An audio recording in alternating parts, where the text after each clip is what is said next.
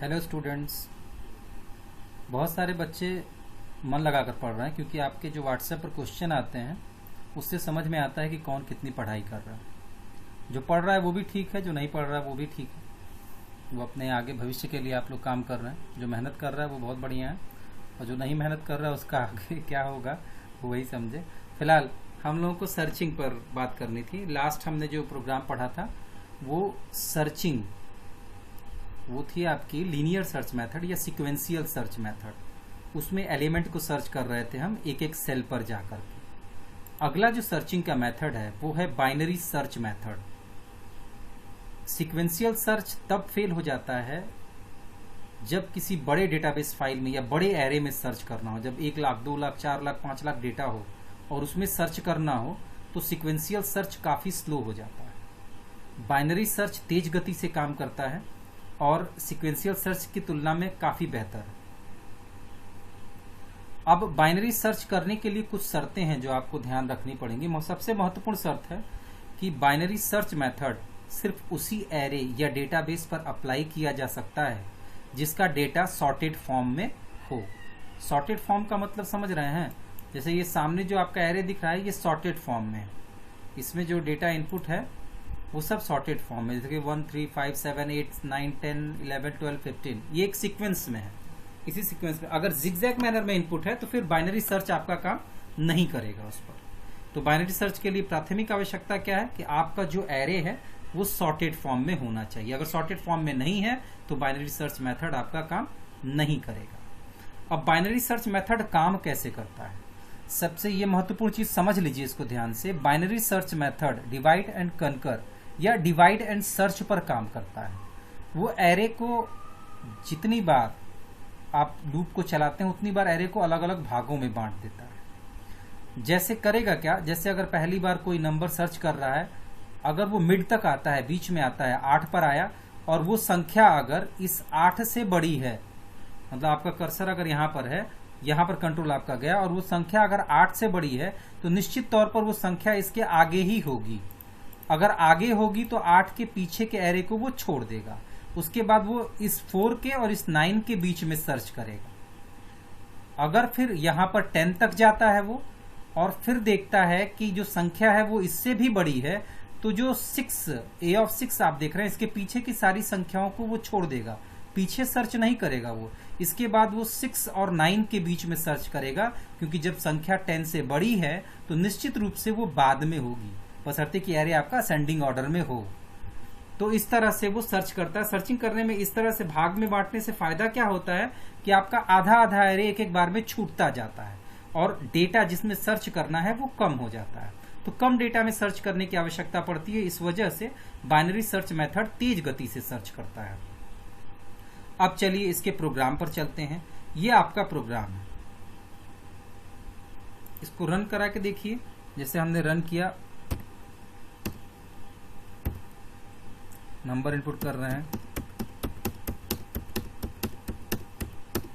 ध्यान रखिएगा sequential form में, असेंडिंग ऑर्डर में हमने इनपुट किया है, उसी तरह से आप भी इनपुट करेंगे। इनपुट अगर जिगजैग मैनर में कर दिया तो आउटपुट गलत आएगा, क्योंकि बाइनरी सर्च इस पर काम नहीं कर पाएगा। अब अगर मान लीजिए हमने लिखा कि 5 को सर्च करना, कह दिया इसने फाउंड। अब अगर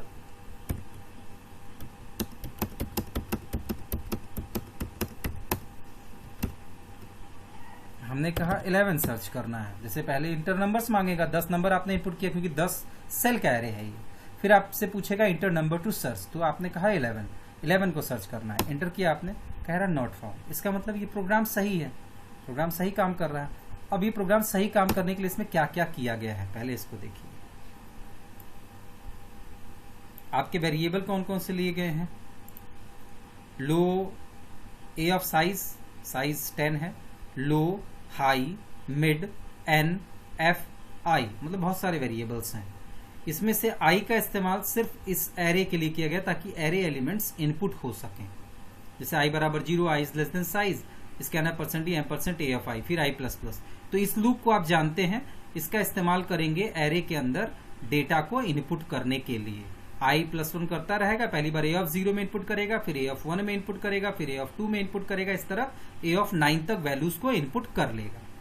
अब आते हैं हम वेरिएबल्स को लिख लेते हैं यहाँ पर। जैसे हमने कहा लो नाम का वेरिएबल है जिसमें कि 0 है।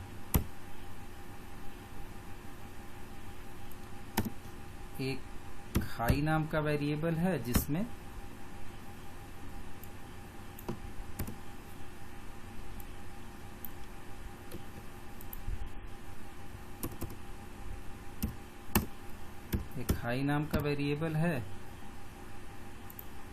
जिसमें 0 है। इसके बाद एक मिड नाम का वेरिएबल है जिसमें 0 है।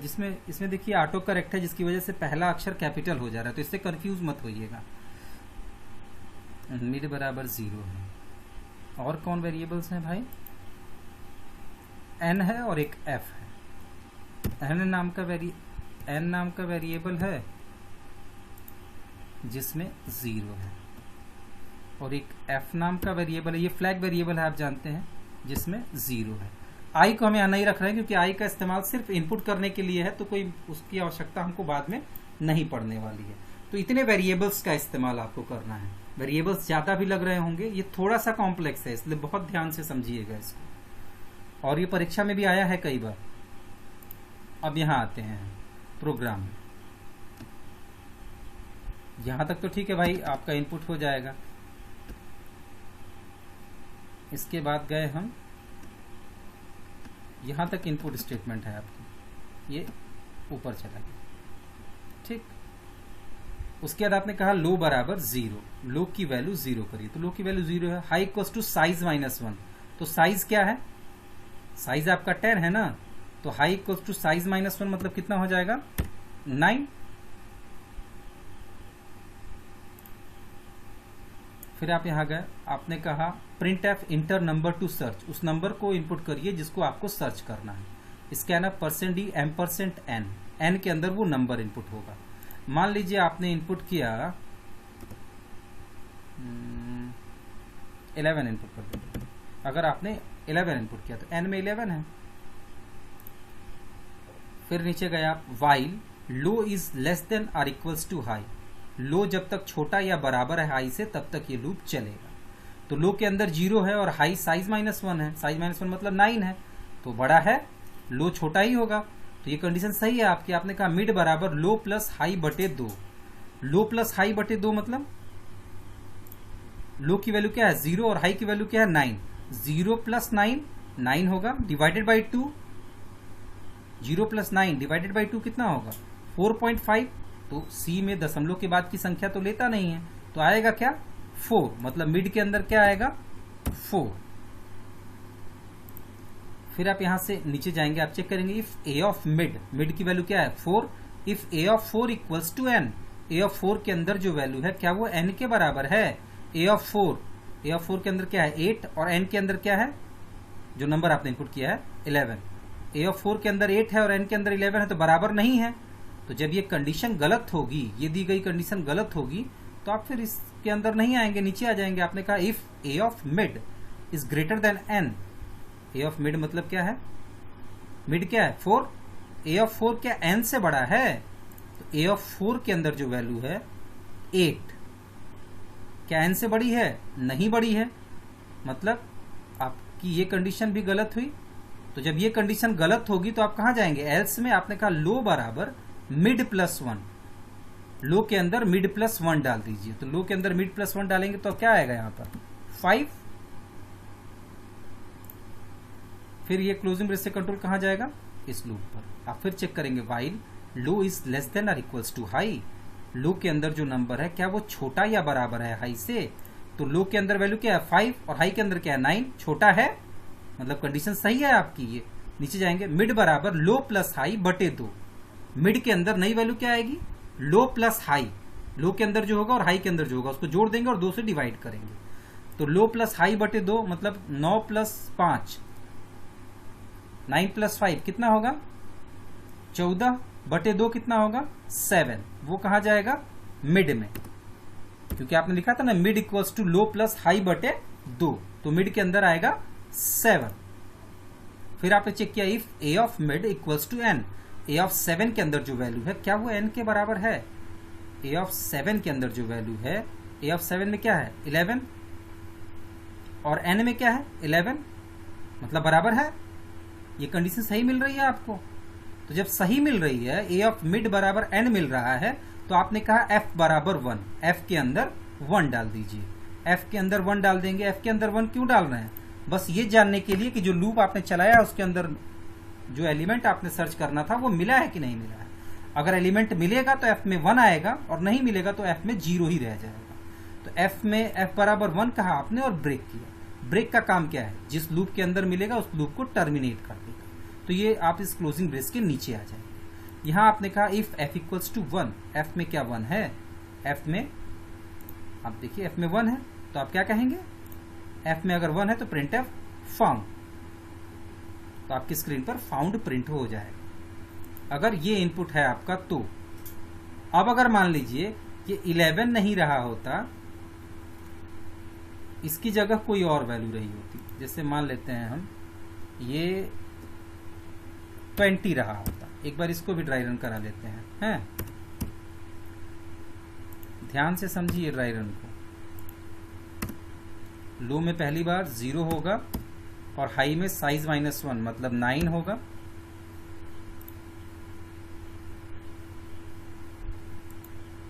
आप यहां गए, आपने चेक किया while low is less then और इक्वल्स टू हाई, लो छोटा या बराबर है हाई से, तो लो छोटा मिलेगा। एन में आपने मान लीजिए 20 इनपुट किया है, ठीक है। फिर यहां आएंगे हम while low is less then और इक्वल्स टू हाई, तो लो छोटा मिलेगा हाई से, क्योंकि लो की वैल्यू 0 और हाई की वैल्यू 9 है। आपने कहा मिड बराबर low plus high divided by 2, low plus high divided by 2, तो 9 प्लस 0 बटे 2 कितना होगा 4.5 मतलब 4।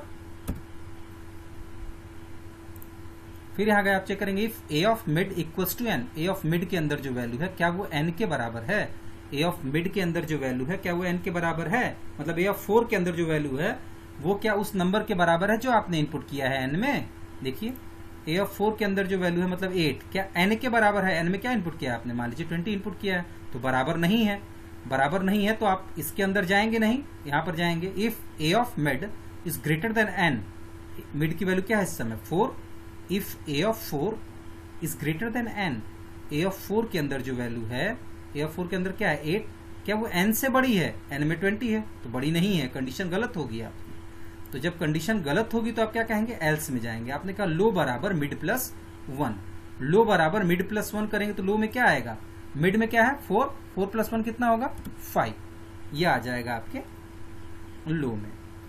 उसके बाद यहां से आप फिर ऊपर जाएंगे। आपने चेक किया लो इज लेस देन और इक्वल्स टू हाई, लो छोटा या बराबर है हाई से, तो लो 5 है और हाई 9 है, छोटा है तो आप फिर अंदर जाएंगे। मिड बराबर low plus high divided by 2, तो लो क्या है 5 और हाई क्या है 9, तो 5 प्लस 9 14 डिवाइडेड बाई 2 7, तो 7 कहां जाएगा? मिड में। लो हाई, लो प्लस हाई कितना होगा 9 प्लस 5 14 डिवाइडेड बाई 2 7, वो कहां जा रहा है? मिड में। तो मिड में गया 7। फिर नीचे जाएंगे आप चेक करेंगे if A of mid is equals to N, A of 7 क्या एन के बराबर है? ए ऑफ 7 11 है और एन में क्या है 20, बराबर नहीं है। बराबर नहीं है तो आप क्या करेंगे? ये कंडीशन आपकी सही नहीं हुई, तो इन दोनों क्लोजिंग ब्रेस के नीचे आएंगे। आप चेक करेंगे if A of mid is greater than N, A of mid के अंदर जो वैल्यू है क्या वो एन से बड़ी है? ए ऑफ मिड के अंदर जो वैल्यू है वो एन से, ए ऑफ 7 के अंदर जो वैल्यू है 11 क्या वो एन से बड़ी है? तो एन से बड़ी तो नहीं है ये, मतलब कंडीशन आपकी ये गलत हुई। तो गलत हुई तो क्या कहेंगे आप? एल्स में लो बराबर मिड प्लस 1, लो के अंदर मिड प्लस 1 की वैल्यू डालिए, तो 7 प्लस 8 कितना हो, 7 प्लस 1 कितना हो जाएगा 8। फिर आप ऊपर जाएंगे, आप चेक करेंगे लो इज लेस देन और इक्वल्स टू हाई, तो लो छोटा या बराबर है हाई से, क्योंकि हाई आपका 9 है और लो आपका 8 है तो छोटा है लो। तो आप नीचे जाएंगे मिड बराबर low plus high divided by 2, तो 9 प्लस 8 17 डिवाइडेड बाई 2 8.5 मतलब 8 आएगा मिड में। मिड में क्या आएगा 8 नई वैल्यू। फिर आप नीचे जाएंगे चेक करेंगे if A of mid equals to N, A of mid के अंदर जो वैल्यू है क्या वो एन के बराबर है? मिड की वैल्यू क्या है 8, आप चेक करेंगे क्या a ऑफ 8 मतलब 12 क्या n के बराबर है, n के बराबर नहीं मिलेगा, ये कंडीशन फिर गलत हुई। यहां से आप यहां पर आएंगे, अगली कंडीशन चेक करेंगे, if a of mid is greater then n, a of mid के अंदर जो वैल्यू है क्या वो n से बड़ी है, a of mid a of 8 के अंदर जो वैल्यू है 12 क्या n से बड़ी है, नहीं बड़ी है क्योंकि n बड़ा है आपका, तो ये कंडीशन भी गलत हो गई, नीचे वाली भी। तो आप एल्स में जाएंगे, आप कहेंगे लो बराबर मिड प्लस 1, लो बराबर मिड प्लस 1 करेंगे तो क्या हो जाएगा, मिड में क्या है 8, 8 प्लस 1 कितना होगा 9। फिर यहां से ऊपर जाएंगे आप, अब लो और हाई दोनों 9 है, आपने चेक किया while low is less then और इक्वल्स टू हाई, तो लो छोटा तो नहीं है लेकिन बराबर है हाई के, तो ये लूप चलेगा अभी आपका। नीचे जाएंगे, मिड बराबर low plus high divided by 2, तो इस समय लो में भी 9 है और हाई में भी 9 है, देख रहे हैं यहाँ पर लो में भी 9 और हाई में भी 9, तो आपने कहा low plus high divided by 2, 9 plus 9 divided by 2 कितना होगा 18 डिवाइडेड बाई 2 9, मतलब मिड की नई वैल्यू क्या होगी, मिड की नई वैल्यू होगी 9। फिर आपने चेक किया if a of mid equals to n, a of mid मतलब a ऑफ 9, a ऑफ 9 क्या n के बराबर है, a ऑफ 9 15 है और n क्या है 20, बराबर नहीं है, कंडीशन गलत हो गई आपकी। जब गलत हुई तो आप आगे आएंगे, फिर चेक करेंगे if a of mid is greater then n, a of mid क्या n से बड़ा है, a ऑफ 9 मिड की वैल्यू तो 9 है ना, a ऑफ 9 क्या n से बड़ा है, a ऑफ 9 15 है और n 20 है, क्या बड़ा है 15 20 से, नहीं है, मतलब ये कंडीशन भी गलत हुई आपकी। जब ये कंडीशन गलत होगी तो आप फिर एल्स में जाएंगे, आपने कहा लो बराबर मिड प्लस 1, लो बराबर मिड प्लस 1 करेंगे तो लो में क्या आएगा 9 प्लस 1 10।